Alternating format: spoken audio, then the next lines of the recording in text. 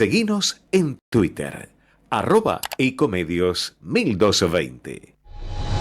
Punto G, la actualidad a punto, con Guillermina Rizzo. Martes de 17 a 18 horas por AM 1220.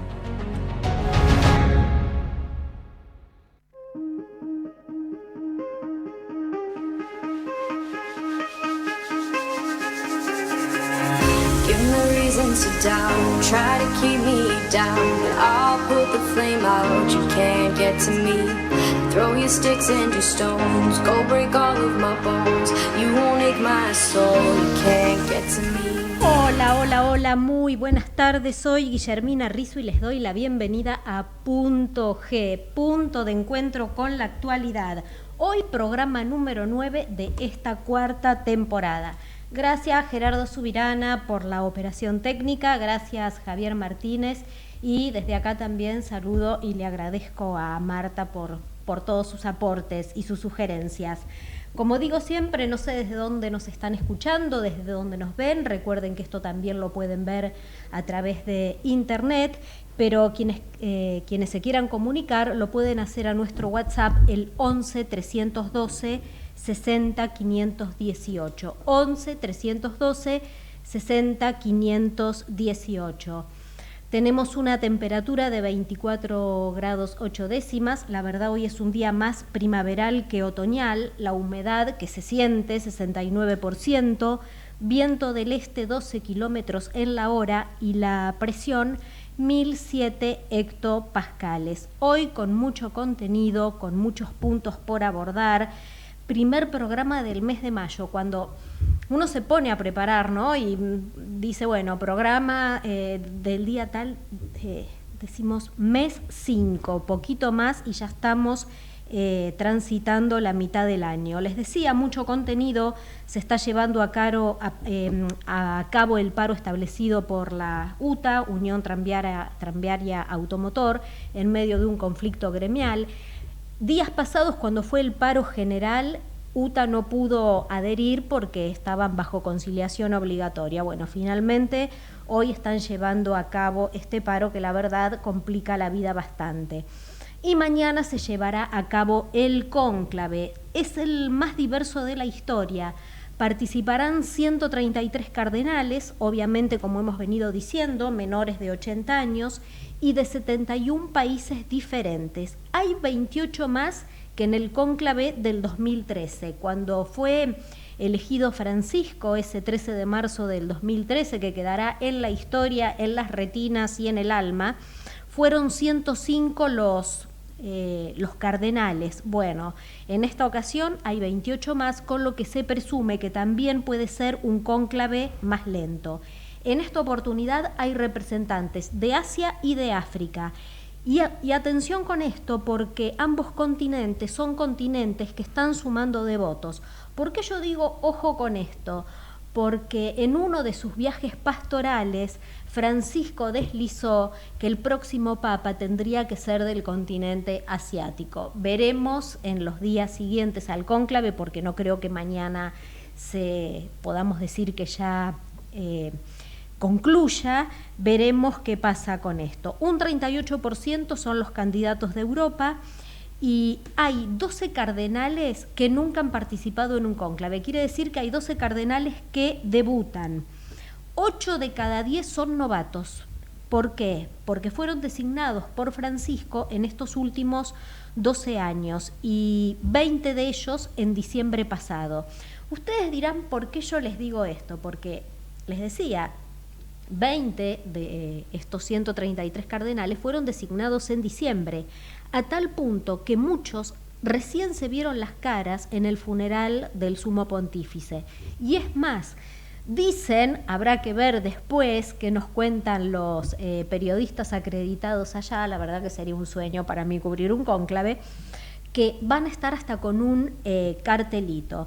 Ya hemos dicho los nombres que más suenan. Yo esto lo tomo con pinzas porque generalmente lo que suena veremos y después se da.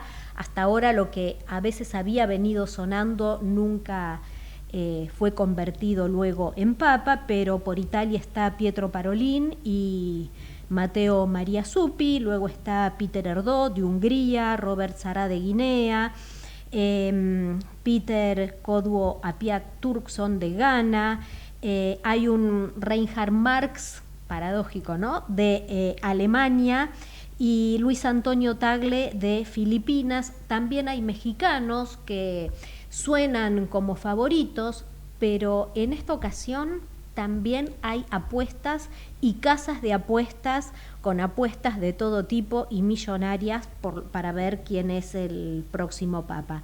La Capilla Sixtina ya está lista. El fin de semana creo que fue, con el feriado me he perdido, pero circulaban las imágenes cuando ya estaban colocando la chimenea. Así que esa chimenea por donde saldrá el humo negro o el humo blanco, y no va a haber acceso a internet, celulares totalmente bloqueados, así que veremos a partir de mañana, cuando comience el cónclave, cuál es el rumbo que toma la iglesia. Y por otra parte, otra de las noticias que se dieron a conocer ayer y que hoy se han hecho eco, obviamente, todos los medios, es que el gobierno prepara esta medida para incentivar el uso de dólares del colchón. ¿Qué es lo que pretenden? Que aquellos que tienen el tradicional canuto apelen para sacarlo, hacer compras. La medida aún está en etapa de redacción.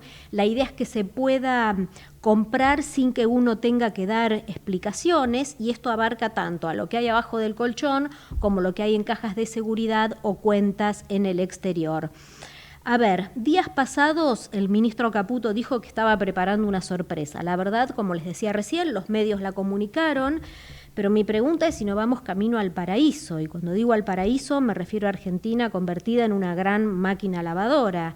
Acá no es doña Rosa intentando comprar un monoambiente, no sé, en Devoto para poder tener una renta. Acá también lo que está en juego es, de una forma, qué pasa con el narcotráfico, qué pasa con la trata, qué pasa con tantas otras actividades mafiosas y pseudomafiosas que por ahí van a encontrar en nuestro país un destino ideal para el lavado. No nos olvidemos que si hablamos de paraísos, el martes pasado yo les contaba que el ministro Caputo tiene sus ahorros en la isla de Man.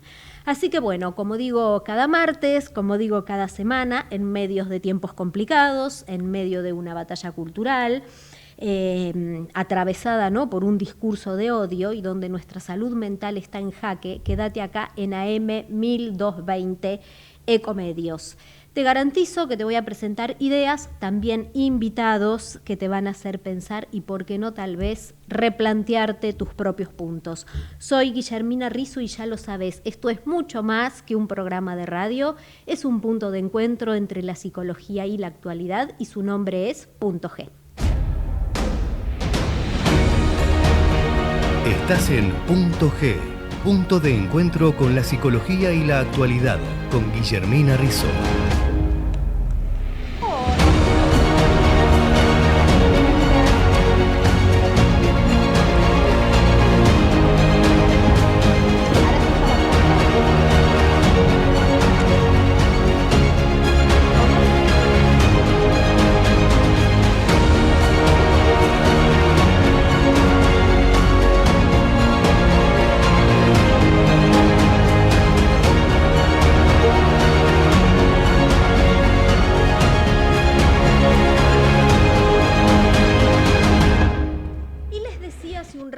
Que hoy teníamos diversos puntos con la idea de tener otras perspectivas y otros elementos desde donde pensar la realidad. Estamos próximos acá en Cava, los porteños, a celebrar elecciones, y está nuestra invitada, hoy ha venido al piso, a la emisora.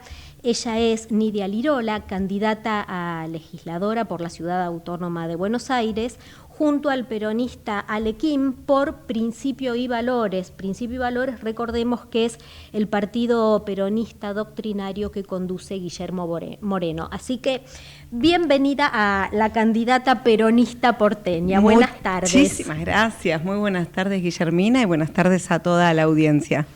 Vos sabés, Nidia, que bueno, este es un programa que está muy atravesado por la psicología, por mi profesión, y en psicología decimos que para que un fenómeno surja hay una trama, hay un contexto que lo condiciona. Entonces, ¿cuál es ese contexto, cuál es ese recorrido que te lleva a vos a convertirte en candidata? Porque yo siempre digo que un candidato no sale de un día para el otro, salvo los que van, ¿no?, y compran el lugar en la lista, como ya se sabe, pero en el caso tuyo, ¿cómo fue tu recorrido? Bueno, mi recorrido para convertirme en candidata es que los compañeros con los que milito me pidieron que lo fuera. Pero ahí tengo que explicar, los compañeros con los que milito, ¿qué quiere decir? Yo soy principalmente una militante peronista. No es que soy una persona de la política, yo soy una vendedora de libros. Sí. Eso es lo que hago. Mi trabajo es vender libros hace 30 años en una empresa familiar, una pequeñísima empresa familiar, donde trabajo con mis hermanos y algunas personas más, siempre muy queridas porque es muy pequeña el grupo que tenemos de trabajo. Así que soy una vendedora de libros, madre de tres hijos de 20 y tantos, y abuela también recientemente, tengo un nietito de 7 meses. Y como me duele la injusticia, pero no es solamente eso, porque quizás a todos nos duele la injusticia y no por eso salimos a militar. A mí me duele la injusticia desde siempre, igual que a Evita, en este sentido, me dolió siempre que hubiera riqueza y pobreza en el mismo tiempo y lugar. Como que hay algo que está mal organizado si eso pasa de esa manera. Miseria y opulencia en el mismo lugar, hay una desorganización. Con el tiempo me di cuenta de que la doctrina peronista era de la comunidad organizada. Y bueno, justamente es eso lo que puede traer algo de justicia. Y saber que existe esa injusticia que me queme por dentro y que hay una manera de resolverla, no me dejaría en paz si no pusiera todos los días de mi vida para intentar hacerlo. Y también un tercer elemento es que creo en la posibilidad de la transformación, creo en la revolución justicialista, creo que la podemos realizar. Esto, la revolución de la comunidad organizada, no las revoluciones. No, sí, de salir con los palos a la calle. Claro, no. Una revolución de amor y paz que haga que nos organicemos con un paraguas del bien común por sobre todas las cosas, donde el gobierno sea esclavo de un pueblo libre y donde la libertad se dé en el marco de la comunidad. Esto, si el bien común está por arriba, la libertad está bien. Cuando a veces la libertad va por encima del bien común, ya eso no es libertad y eso no es bueno. Entonces, por ejemplo, la libertad del zorro de comerse las gallinas no es una libertad que, como metáfora, nos sirva para la sociedad. Nos sirve, en todo caso, el zorro, que se la rebusque, y las gallinas que estén cuidadas y estén protegidas, exactamente. Así que bueno, filosóficamente eso es lo que me impulsa a militar todos los días. Y hace varios años que milito, y hace como 8 años que milito con Guillermo Moreno, y hace unos 4 años y medio me pidió que organizara y condujera una agrupación. La agrupación se llama Lío. Lío como hagan lío. El Papa pidió que hagamos lío y lo organicemos bien. Y yo soy mandada a hacer para hacer lío y para organizarlo bien. Así que hacemos lío, se llama lío, los inorgánicos organizados. Son un montón de inorgánicos que durante el gobierno de Alberto Fernández nos oponíamos a ese gobierno, pero tampoco estábamos con la oposición que estaba o sea, con el gobierno anterior, con el gobierno de Macri, ¿no? Tampoco estábamos ahí, somos peronistas y no nos gustaba el gobierno que se estaba haciendo, y entonces armamos un partido, que es el Partido Principios y Valores, a fuerza militando muchísimo. Lo armamos yendo a plazas y parques todos los fines de semana, sábados, domingos y feriados durante 3 años, hasta que juntamos todas las fichas de adhesión y afiliación que fueron necesarias para conformar la herramienta electoral, claro, que hoy es la que usamos. Bueno, tenemos el partido y ahora es una alianza que se llama Alianza Principios y Valores, porque hay otro partido, Movimiento de Jubilados y Juventud, que hizo alianza con nosotros. Pero bueno, ese es el recorrido por ahí militante, y además, institucionalmente, también los compañeros me pidieron que sea la coordinadora de la rama femenina de Principios y Valores Capital Federal. Principios y Valores tiene varias ramas, la de técnicos y profesionales, la rama femenina, tiene la rama de juventud. Bueno, y yo estoy en la rama femenina y la coordino. Muchas compañeras que pensamos la vida y la política, pero no desde el género, no desde pensar políticas de género. Nosotras pensamos la política desde el punto de vista femenino, desde el punto de vista de las mujeres. A veces, incluso compañeras cuando se suman, creen que se suman a una mesa de género, donde vamos a hablar de cosas de mujeres. Y la verdad que no. Es cómo pensamos la política nosotras, qué cosas vemos que hay que arreglar y cómo las trabajaríamos para mejorarlas. Y eso es muy rico, porque es muy curioso, pero una mesa de mujeres pensando en la política no se parece en nada a una mesa mixta o mucho menos a una mesa de varones. No se parecen. Entonces surgen cosas que solamente surgen cuando estamos juntas nosotras. Vos sabés, Nidia, que yo no sé si será, todavía no lo termino de poder definir el fenómeno.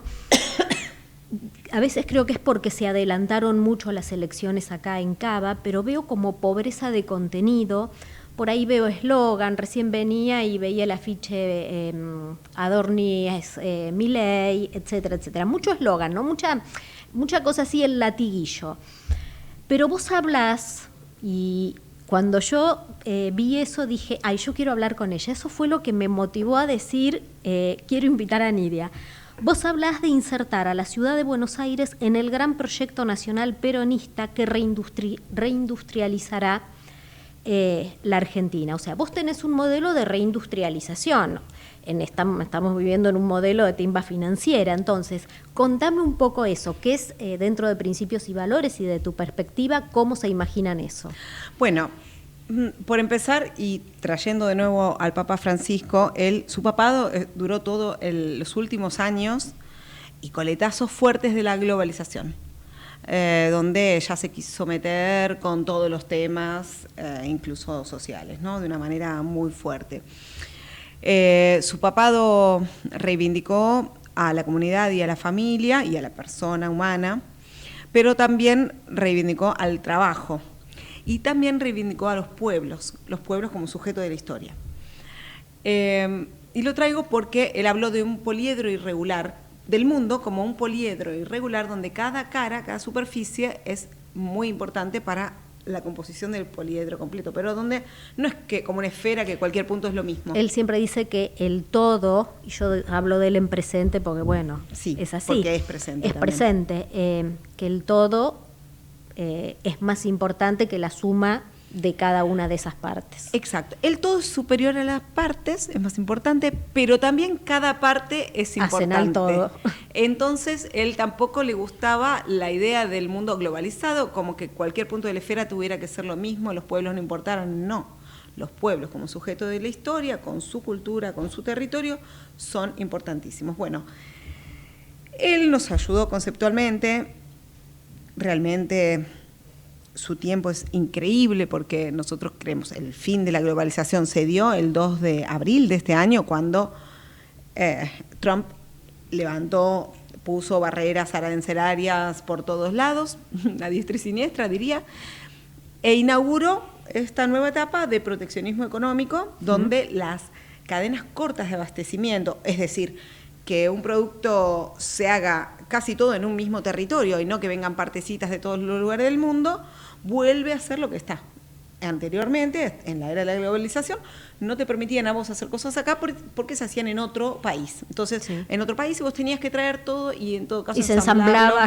Ensamblarlo acá y a cada pueblo le tocaba una cantidad de trabajo determinada por ese poder mundial global. Bueno, hoy el Papa nos acompañó hasta lo último de eso, dándonos también un marco teórico importante y llegó el fin de la globalización con estas políticas que puso Trump. Ahora, nosotros veníamos trabajando esta hipótesis del fin del globalismo desde hace 10 años, o un poco más también. ¿Qué iba a pasar? Si Estados Unidos iba a dejar que China le pase por encima o le iba a poner un coto de alguna forma, y pensábamos que esta era la hipótesis que iba a suceder. Bueno, termina sucediendo. Obviamente hay toda una parte que arranca desde acá hacia lo que se viene, con lo cual estamos estudiando cómo le va a poner un coto final a China, a Estados Unidos, pero nosotros creemos que eso va a ser así. Ahora, que esto iba a terminar en el mundo proteccionista que estamos, somos el único espacio, todo el espectro político, que lo plantea hace más de 10 años. Con lo cual hicimos un plan económico para este mundo que nació recién. Tenemos un plan económico que inserta a la Argentina en el mundo de una manera inteligente desde el interés nacional. Porque el interés nacional, y siempre fue, desde Belgrano, San Martín, Rosas, Perón, la línea histórica, pero la agrando hasta Belgrano porque quiero poner que los grandes de nuestra patria siempre creyeron en el trabajo como la cosa que daba riqueza, y también como el elemento que daba riqueza, y también en el trabajo como ordenador social, familiar, y como lo que había que hacer. Pero la contra, diría, siempre creyó en la Argentina como agroexportadora. Sí. Entonces, vender granos y bueno, que trabaje el que tenga trabajo. Sin valor agregado. Exacto. Nosotros sabemos que eso no es así, somos peronistas, somos industrialistas porque sabemos que en la Argentina, con los millones de personas que nosotros somos, porque no es lo mismo Dinamarca o Chile, no es lo mismo en el sentido que nosotros tenemos que dar trabajo para muchísimas familias. Entonces, con los millones de personas que nosotros somos, necesitamos, no nos alcanza con el campo y no nos alcanza con los servicios para que haya pleno empleo. El pleno empleo en Argentina solamente se puede obtener, se puede alcanzar con una Argentina industrial. Obviamente que tenga campo y que tenga servicio, pero con una Argentina industrial que agregue valor. Y para eso, una inserción nacional inteligente no es venderles a los chinos soja y comprarles todo esto, que es trabajo, y quitarles el trabajo a los nuestros. Entonces, nuestra inserción nacional inteligente es todo lo contrario, es ponernos de manera tal que la Argentina sea la fábrica para los productos argentinos, de Argentina y de Hispanoamérica. Con eso nosotros, se dice, agotamos nuestra fuerza de trabajo, que quiere decir, conseguimos que todas las familias tengan un trabajo, y un trabajo bueno. Entonces, esa inserción nacional inteligente es la que nos va a poner en lugar de que las familias tengan trabajo y dignidad. Pues es muy triste pensar en la otra opción. La otra opción que la dan desde, voy a hacer nombres, pero solamente para que quede la conceptualización. Desde Kicillof hasta Elon Musk plantean una renta básica universal. ¿Qué quiere decir? Mira, va a dejar de haber trabajo, entonces vos vas a vivir de arriba con lo que quede de la renta. Te lo plantean de distintas maneras, porque unos te lo plantean como, no va a haber trabajo, cuchi, toma que te doy de arriba. Y vos decís, pero ¿por qué no generamos una Argentina donde haya trabajo? Porque no hay dignidad. Siendo psicólogo, me vas a entender perfecto, y seguramente la audiencia que te escucha, que le debe gustar estos temas también, porque vos le pones esa impronta. ¿Cómo hace un padre, una madre, un jefe, para ser el jefe de su familia, si no se gana el pan con el sudor de su frente? Yo siempre digo, no hay cosa más indigna que no poder poner un plato de comida en la mesa, entonces... Pero suponete que se lo da a alguien, viene y se lo da todos los días. ¿Y cómo sigue la historia? ¿Cómo se siente padre ese padre? ¿Cómo se sienten con la posibilidad de ponerle un límite a cualquiera que quiera avasallar a su familia? Ahora, Nidia, yo te voy siguiendo en el planteo que haces, sí, del modelo desarrollista, del modelo económico, pero entiendo que tiene que haber también, debería estar atravesado por la educación. Desde tu espacio, ¿qué rol pasaría a tener la educación entonces? Bueno, hoy estuve en un debate esta mañana en la Universidad de Salvador, y todas las fuerzas políticas hablaban del desempleo joven que hay. Perdón, debate Sí. de candidatos. Sí, debate de candidatos. Sí. Hablaban del desempleo joven hoy y planteaban el estudio como la manera de salir de ese lugar. Yo me quedé reflexionando, los escuché a todos y planteé lo siguiente, que es, en la familia de uno, ¿cómo no le vas a decir a tu hijo, a tu sobrino, che, estudia así, en un lugar de pleno empleo, conseguís un laburo que te guste? Y si no hay empleo, es una tristeza. Decir que hay desempleo y que vos lo solucionás estudiando es individualista. Yo lo entiendo, porque como madre y como abuela, también le recomendaría a mi hijo y a mi nieto, que todavía no, porque tiene 7 meses, pero Estudia. que se prepare. Pero que se prepare para agarrar el trabajo del que no se preparó, para ganarle en el trabajo del que no se preparó. Esa ley de la selva, ¿cómo te explico? Está bien. Es lo que planteaban todas las fuerzas que estaban ahí, que obviamente no lo pensaban como una ley de la selva. Mira, yo te voy a contar una lo cosa. pensaban desde la individualidad. Que vos sos mujer y peronista. Sí. Siempre las mujeres somos las que más posgrado tenemos. Para un mismo puesto de trabajo se presenta Juan, no sé, contador público, y Juana, contadora pública, máster en finanzas, máster en tal cosa, doctorado. ¿Por qué? Porque a la mujer siempre le exigen más preparación. Por esto mismo que vos estás diciendo, porque va a llegar en esta competencia feroz el que esté mejor calificado. Así que Es eso, es la competencia feroz. Ahora, ¿qué pasa? Uno puede, lo que yo planteé es, eso está muy bien, pero estás partiendo de que faltan trabajos y entonces el más calificado lo va a agarrar. Ahora, lo que nosotros planteamos es el pleno empleo. Nosotros planteamos hacer un modelo económico que dé pleno empleo, donde entonces tus estudios sean para que vos elijas el trabajo que te guste más.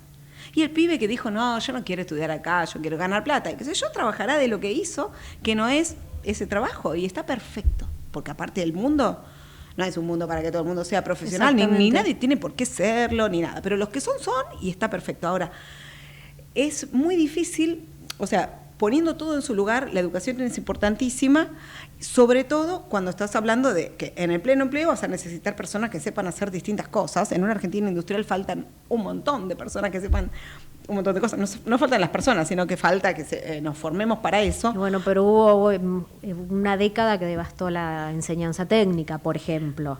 Exacto. Bueno, y lo que nosotros proponemos para la ciudad en sí es que en el predio de Liniers, donde antes estaba el mercado de Hacienda, que en realidad se llamaba mercado de Liniers, pero está en Mataderos, en el predio ese que está en Mataderos, hagamos la universidad de la ciudad, no la UBA, sino que la universidad de la ciudad tenga su sede principal en Mataderos, donde se formen los técnicos y profesionales para esa Argentina industrial que vamos a construir.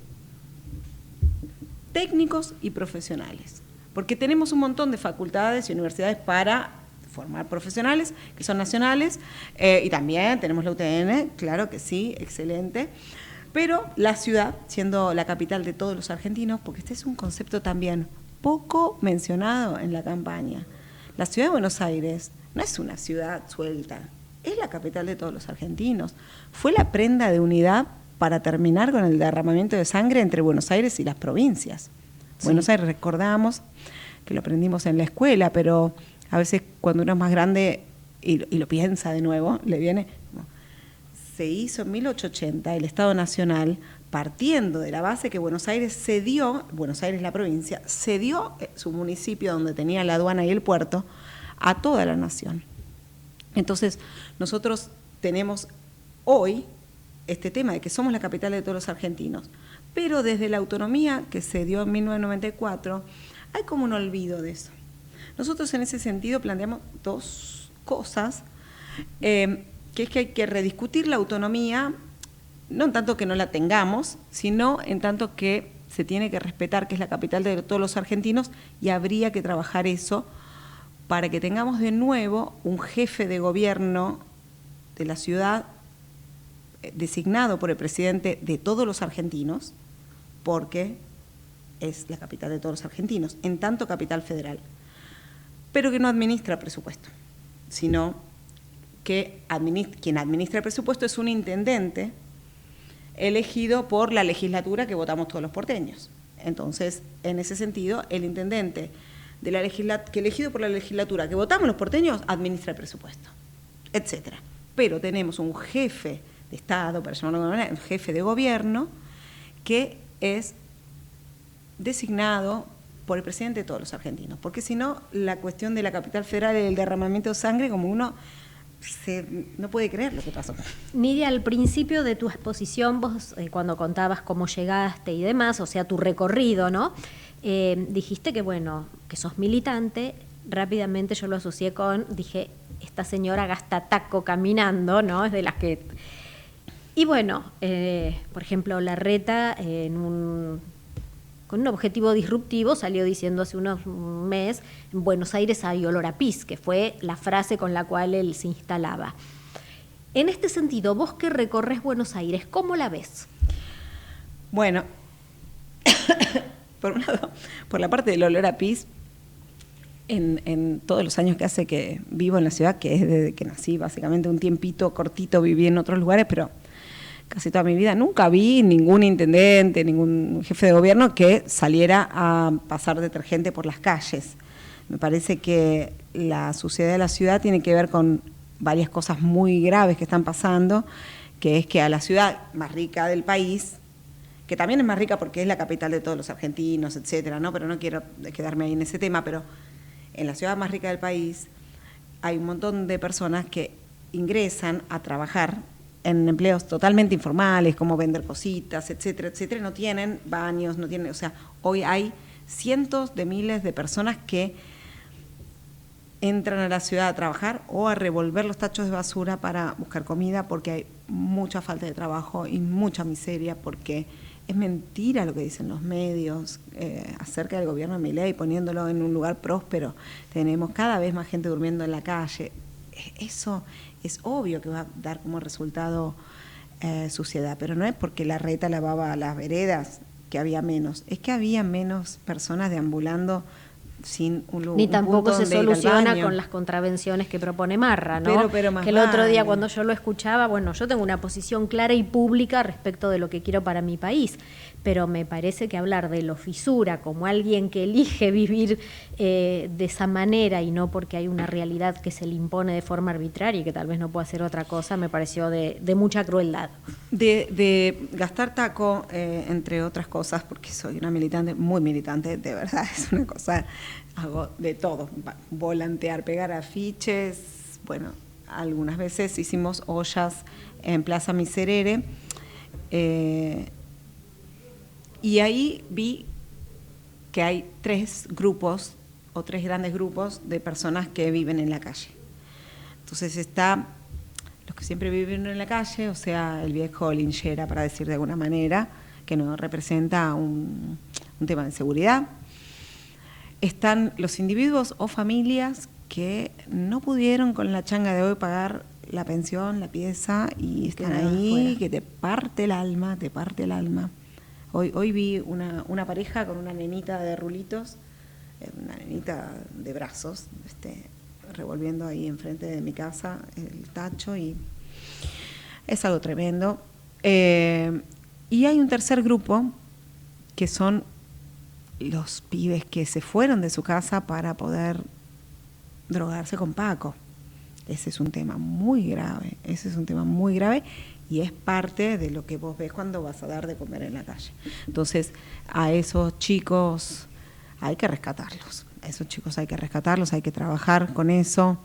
Nosotros para eso tenemos una idea del orden nacional, no una idea que se puede hacer desde la legislatura, una idea del orden nacional, que es que el presidente, un presidente peronista que sabe que tiene autoridad porque es el comandante y jefe de las Fuerzas Armadas, tiene que ir a Nordelta y decir basta con el Paco. No en la villa, porque en la villa está como si fueras al almacén. No, sí, vos, menudeo. Si la leche vino envenenada, no es el almacén, tenés que ir a la fábrica, tenés que ir al grande, el que hizo la leche. Bueno, acá es arriba, y arriba es Nordelta. Entonces, de esa manera el Paco se termina en 15 días, después hay una mesa donde debatimos nosotros ¿No te da miedo localizar como lo haces así tan jugada, ¿no? En decir, hay que ir a tal lugar porque es ahí porque donde es ahí donde están. Es ahí donde están. No me da miedo. ¿Qué vamos a hacer? Es ahí donde están y tienen muchos negocios. El del Paco se tiene que terminar ya, porque le rompe la cabeza a los pibes y porque termina siendo un problema de seguridad para las personas que van a tomarse colectivo a la mañana en la parada. También nosotros en ese sentido estamos preocupados también por la seguridad y queremos que se den otro tipo de convenios con las líneas de colectivos para que lleguen puntuales a las paradas y los trabajadores, los estudiantes no tengan que esperar tanto tiempo, porque está picante algunas zonas con estos últimos, de estos 3 que viven en la calle o que tienen que pasar noches en la calle, que por todos lo sentimos tan fuerte porque son 3 temas distintos, pero todo tremendamente doloroso. Pero este caso, que es un caso donde después hay problemas de seguridad que lastiman a nuestro pueblo trabajador, que lastiman a los hijos de los trabajadores que van a la escuela y se tienen que tomar el colectivo, bueno, hay que buscar distintas medidas que cuiden en ese sentido. Y después, por otro lado, la cosa importantísima de terminar con el Paco. Y en nuestra mesa nos dimos esta discusión de manera muy seria, trabajamos con equipos de especialistas en salud en general y en salud mental también en particular, para ver, porque se termina, digamos, fácil con el Paco, vos podés ir a decirlo y se termina, va el presidente, el comandante, jefe de las Fuerzas Armadas, pero son como 300.000 personas que toman Paco todos los días y el síndrome de abstinencia es una cosa tremenda. Así que la cosa de la mesa de salud es cómo se hace con el síndrome de abstinencia, todo lo que dure ese síndrome, bueno, mesas muy serias de trabajo que tenemos para resolver los problemas de raíz. Otros países eligieron, bueno, aislar a esos y seguir proveyéndoles lo que estaba hasta que se vayan. Pero nosotros somos peronistas y a todo lo que podamos recuperar los queremos recuperar. Por eso queremos cortarla. Ahora, toda la comunidad tiene que estar, cuando cortemos la llegada del insumo, digamos, toda la comunidad tiene que estar al servicio de atender ese síndrome de abstinencia por unos días. Así que bueno, es todo un trabajo también. Es muy lindo trabajar con Guillermo Moreno porque tiene esta cabeza muy creativa y muy de resolver los problemas de raíz. Y esta es una, y es muy importante. Nidia, ya para terminar, yo me quedaría mucho rato más escuchándote, pero bueno, el tiempo es finito. Me encantó conocerte, te voy a escuchar. Te voy a buscar, te voy a escuchar, no te conocía, me encantó. No soy conocida. Un nombre osado también en tu programa, me dio risa. Esa era la idea. Bien, cuando quien conduce no es una celebrity, bueno, tiene que tratar de captar la atención de los otros de alguna manera. Una genia. ¿Por qué te tendríamos que votar a vos el 18 de mayo? Y digo a vos, ¿por qué? Porque vos estás segunda en la lista. Sí. Y yo en esto me identifico con vos porque, bueno, soy mujer sí. Y siempre la tenemos que pelear, ¿no? A veces desde otro lugar, cuando no sos la esposa de, la hija de, cuando no hay portación de apellido. Entonces, a veces el primero entra porque entra, pero a veces que entre el segundo o el tercero es más difícil. Entonces, ¿por qué te tenemos que votar a vos? Bueno, primero para la audiencia voy a recordarles que la lista la encabeza Alejandro Kim, que es un compañero nuestro, peronista, hijo de coreanos, nacido en Flores, ¿sí? Pero digo eso y después, ¿por qué me tienen que votar a mí? Porque le hace falta más amor a esta ciudad, hace falta una mirada peronista, porque nosotros estamos pensando cosas revolucionarias para hacer, incluso que el Banco Ciudad tenga un directorio integrado por las gremiales empresarias y una mesa sindical con los sindicatos que tienen más afiliados en la ciudad, para que ellos puedan trabajar en planes de vivienda y puedan volver los trabajadores a comprarse su casa, para que los novios puedan pensar en que se van a comprar su casa si consiguen un trabajo en comercio, si consiguen un trabajo, no sé, de portero de edificio, o en el municipio de la ciudad, o en cualquiera de los rubros donde hay tantos trabajadores en la ciudad. Bueno, que los trabajadores vuelvan a comprarse su casa es muy importante. Nosotros para todos los temas tenemos una mirada que está pensando primero en la patria y el pueblo, a la vez. la felicidad del pueblo y la grandeza de la patria. Entonces, claro que si hacemos nuevas viviendas y qué sé yo, la patria va a estar pujante, pero a la vez como las viviendas pueden comprar los trabajadores y con su amor convertirlas en hogar, porque es el amor lo que convierte una vivienda en un hogar, es una hermosura y es algo que les da a las familias un proyecto también, porque las pagan en 25, 30 años. Eso cohesiona a las familias. Es totalmente distinto de lo que se vive ahora, que sí, es cohesiona a la sociedad. Exacto.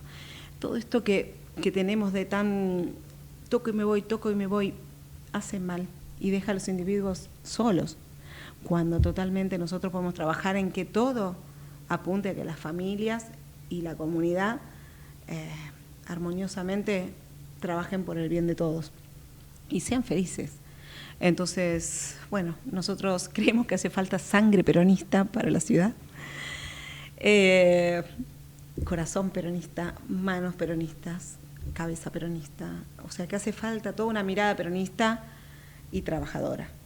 Mis compañeros me hicieron una canción que la hicieron con inteligencia artificial, pero que dice, mujer trabajadora peronista, en su mirada, no sé qué, la conquista, bueno, su paso es dinamita, bueno, pero ponen mucho trabajadora, porque soy una persona de trabajo. Yo vendo libros todos los días, trabajo muchas horas en una empresita con mi familia, le vendemos libros a enfermeros, y después de eso salgo a militar, y soy una dirigente. Una militante, dirigente. No es que soy dirigente, estoy dirigiendo. Yo dirijo estando ahí. Bien. Llevando... Conociendo la carga, todo. No es que hago presencia un día, yo estoy. Bien. Bueno, Nidia, te deseo éxitos y si no es ahora, será en cualquier momento porque están dadas las condiciones para que eso suceda. A veces es cuestión de tiempo, nada más. Creo que sí. Muchísimas gracias, me encantó venir a tu programa. Bueno, las puertas abiertas. Muchas siempre. Gracias. Un placer. Gracias. Era Nidia Lirola, candidata a legisladora porteña por el espacio Principios y Valores. Ecomedios.com AM1220. Estamos con vos. Estamos en vos. Informate en ecomedios.com. Seguinos en TikTok, @ecomedios1220. Están abiertas las inscripciones para la Policía Bonaerense. Si tenés entre 18 y 29 años y terminaste el secundario, súmate a la fuerza más grande del país. Formación y carrera profesional. Conoce más en msec.gba.gov.ar/ingreso. Súmate a la fuerza. Te estamos esperando. Gobierno de la Provincia de Buenos Aires.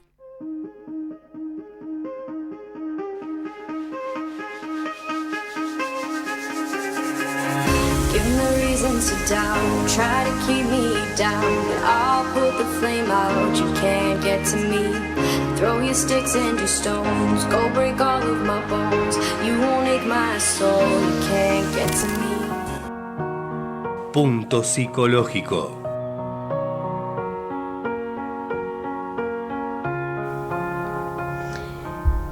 Y a ver, si yo digo nadie se salva solo, es el mensaje por excelencia del Eternauta, famosa historieta argentina escrita por Héctor Oesterheld, dibujada por Francisco Solano López y, como hemos podido ver, seguro la gran mayoría, protagonizada por Ricardo Darín y dirigida por Bruno Stagnaro, ¿no?, que se estrenó en Netflix días pasados y tuvo un impacto global, mundial. A ver, todo el mundo está hablando de esto. Eternauta es mucho más que un nombre, es una construcción lingüística que nos sumerge en la historia de Juan Salvo, quien, forzado por las circunstancias, por condiciones impuestas, como es la tormenta, está obligado a resistir, a luchar y a encontrar un sentido en medio del caos. La incertidumbre, porque no se sabe qué va a pasar, es el telón de fondo para los personajes que se van convirtiendo en héroes colectivos y que van habitando ese espacio de incertidumbre desde la solidaridad. Entonces, como es habitual, desde la psicología nos hacemos preguntas, y yo me pregunto si la solidaridad es un sentimiento que brota espontáneamente, si es algo así como parte del ADN, algo que que nos viene dado genéticamente o es algo que se puede adquirir, lo podemos ir construyendo, por así decirlo. Silvia Gatino, la quiero retomar a ella, en su publicación Representaciones Sociales de la Solidaridad, aporta interesantes ideas. Por un lado, dice, la solidaridad surge de la imposibilidad de un sujeto, ella es socióloga, de actuar aisladamente o de su interés por desarrollar formas de colaboración con los otros. Asegura también Gatino que no debe confundirse con altruismo o con generosidad porque no es lo mismo. No es lo mismo decir soy solidario a ser generoso. Bien.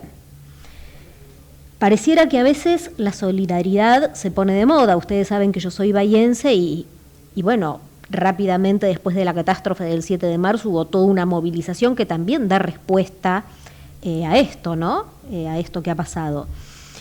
Y vemos que decimos se pone de moda, en las redes sociales se la banaliza, se multiplican influencers, se multiplican las colectas y también a veces la ambigüedad del término se acrecienta, por eso hoy lo quise traer. Cabe destacar que la solidaridad nace como ideología, ¿sí? No es una cuestión de ADN. Y esto nace sobre esta ideología, sobre el final del siglo XIX y conlleva nada más y nada menos que una nueva representación de la unión social y política y desemboca en una profunda transformación de las modalidades de gestión y de la intervención pública. Entonces, no caben dudas ya a estas alturas que el concepto es profundo y tiene implicancias políticas y sociales. Y en este sentido, Emily Durkheim defendía la idea en sus diversas obras, quienes hemos leído a Durkheim, esto está muy presente, de que la sociedad moderna se conserva unida gracias a la solidaridad. Para este sociólogo y filósofo francés, la solidaridad es un valor. De hecho, así se la suele presentar. Y sin embargo, también podemos decir que es una condición para el funcionamiento de las sociedades. Para que las sociedades funcionen, debe estar presente este valor de la solidaridad. De esta forma, se puede advertir que en las sociedades primitivas nacía de la conciencia colectiva y las personas se identifican con los grupos sociales y se percibe que debe haber condiciones de igualdad. En este sentido, la solidaridad opera como dispositivo para que mediante el compromiso asumido por todos, esa condición se pueda mantener. O sea, ese tejido social se va a mantener cohesivo y solidario si todos adhieren a ese valor. La solidaridad, de esta manera, se convierte en un concepto fundamental para toda civilización republicana y está presente, atención con esto, en procesos tales como libertad e igualdad que ya se reivindicaba en la Revolución Francesa. Estamos hablando de 1789. Hoy la solidaridad es un hilo conductor indispensable para la construcción y la conceptualización de políticas sociales. Recién la candidata peronista hacía referencia a esto. Y también es un elemento de relación entre las personas y la sociedad en su conjunto, que esto es lo que se ve muy claro en El Eternauta, cómo a partir de la solidaridad es que se empiezan a vincular. Te estarás preguntando, porque si este es un punto psicológico, hay más de teoría sociológica que de psicología. Y yo creo que la respuesta es simple, y siempre lo digo, también lo digo al comienzo de cada programa. En tiempos de individualismo exacerbado, de banderas de libertad en la que unos pocos se llenan los bolsillos y hasta pueden llevarlo a paraísos fiscales, en tiempos donde el tejido social y las instituciones están completamente fragilizadas, urge entender que cualquier acción que implique ayudar, asistir, atender o compartir está fomentando esta compleja actividad de ponerse en el lugar del otro. Hoy ponerse en el lugar y en la piel de otro pasó a ser una compleja actividad. Entonces, este ponerse en el lugar del otro y desde una posición democrática, si se quiere, es justamente lo que se necesita para contrarrestar estos discursos de odio, estos tiempos violentos, estos tiempos feroces que estamos viviendo. Yo siempre digo que la solidaridad no es casual. Puede haber un influencer que salga a hacer una colecta para ayudar a alguien, eso es altruismo, eso es caridad. Pero hoy ya no hay lugar para los héroes individuales, por eso pega tanto el Eternauta. Porque en tiempos complejos, en tiempos inciertos, como también se ven en la serie, en la historieta, solo se puede resistir de manera organizada y colectiva, porque nadie se salva solo.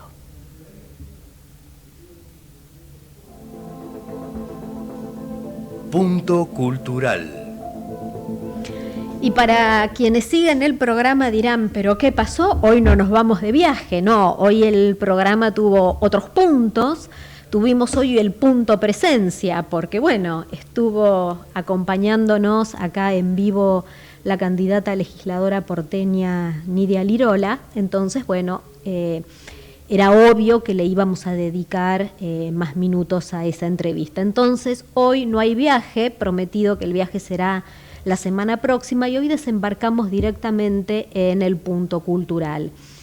Y corresponde, porque así me comprometí, a seguir hablando de este evento que la semana pasada se los conté de manera muy rápida, de la 49ª edición de la Feria Internacional del Libro. Les decía que es una forma de tener una mirada panorámica de cada editorial, de hacia dónde van los catálogos, de hacia dónde va la industria editorial, y uno puede ver, ¿no?, la lógica hacia dónde se va moviendo esa industria. No es ir a la librería, es una experiencia. Siempre con Sonia Iguacel, cuando hablamos de los viajes, decimos, es una experiencia viajar. Bueno, ir a la Feria del Libro es una experiencia. Y mañana, ¿quién se va a presentar? Mañana se presenta el abogado y dirigente político Juan Grabois, que va a presentar Argentina Humana, su último libro, que está publicado por Editorial Sudamericana, Penguin Random House. Esto se va a llevar a cabo mañana 7 de mayo a las 18:15 en la sala José Hernández del Pabellón Rojo del predio ferial de La Rural. ¿Por qué quise traer el libro de Grabois? Porque días pasados, cuando lo escracharon, lo compartieron en las redes sociales que se estaba yendo a Nueva York, decían, claro, ¿con qué plata se va? Entonces, bueno, a ver, es abogado, ejerce, sus primeros trabajos fueron de traductor, porque es traductor público también, y a ver, él vende libros también, a él lo está publicando nada más y nada menos que Editorial Sudamericana, que Penguin Random House. Es un libro que vale más o menos 27.000 pesos, y escuchen esto, está agotado. Yo me lo quise comprar para decir, bueno, vamos a hablar en el punto cultural del libro de Grabois, hablamos de la Feria del Libro y hablamos del libro de Juan Grabois, y el libro está agotado, se puede conseguir solamente en formato ebook. A mí me gusta el formato papel para subrayarlo, pero está agotado. Entonces, bueno, a ver, no se va con la nuestra, se va con la de él, que labura. Y si alguien dice se va con la nuestra, que lo demuestre, como decimos siempre, presente la denuncia correspondiente y se acabó la historia. El evento va a contar con la participación de la productora y periodista Galia Moldavsky, que va a moderar la conversación sobre los temas de esta nueva publicación. A ver, imaginemos un país de todos para todos, basados en métodos constructivos, visiones colectivas y experiencias reales, y en nuestras múltiples fortalezas como sociedad, es lo que plantea el dirigente Juan Grabois en este libro. De acuerdo a lo que detalla la editorial en la gacetilla que nos hizo llegar, analiza la frustración, la incertidumbre que se expresan en una creciente insatisfacción con la democracia, en un cuestionamiento en el papel del Estado, y que toda esta frustración y que este cuestionamiento hacia la democracia y hacia el rol del Estado viene siendo recogido, ese guante nada más y nada menos, y canalizado y recogido de forma muy exitosa por las nuevas derechas. A partir de la premisa de que otra Argentina es posible, Grabois habla de sublimar, y acá utiliza un concepto netamente psicológico, de sublimar la bronca, amasar la esperanza y recuperar el gobierno. Despliega una serie de herramientas conceptuales, explica cuál es el paradigma humanista en política. Recordemos que él siempre dijo, hay que leer, en eso adhiero plenamente, ¿no? Las encíclicas del Papa, y nos invita a imaginar una Argentina distinta. Entonces, esto es mañana, 18:15, en la Feria del Libro, en la Sala José Hernández de El Pabellón Rojo. Y para los que no quieren ver a Grabois, recordemos que en la feria se plantearon 1.500 actividades, ya debemos ir promediando, ¿no? Termina el 12 de mayo la feria, todavía queda mucho por ver. Y les decía, va a estar hasta el 12 de mayo, los lunes a viernes, de 14 a 22, con una entrada de 5.000 pesos, sábados, domingos y feriados. Ya no hay feriados, porque bueno, esto tenía que ver con el 1 de mayo. Las puertas abren desde las 13 hasta las 22 horas, con una entrada de 8.000 pesos. Pero bueno, estudiantes, personas con discapacidad que presenten su CUD y demás, entran gratis. También se puede sacar el pase de 12.000 pesos para 3 visitas, y las entradas también en la boletería o en la página web. Así que no dejen de ir a la Feria del Libro, yo creo que es algo muy nuestro, mucha gente la recorre, muchos expositores internacionales, y a ver, no en vano Rosa Montero, María Dueñas vienen y presentan sus libros acá, Gioconda Belli, por lo prestigiosa de la feria.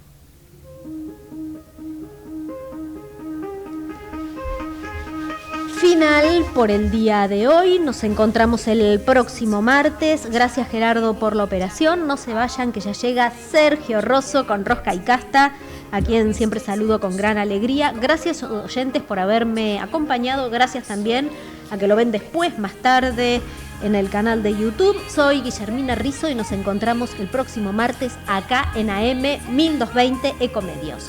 Buena semana, buena vida. Chau.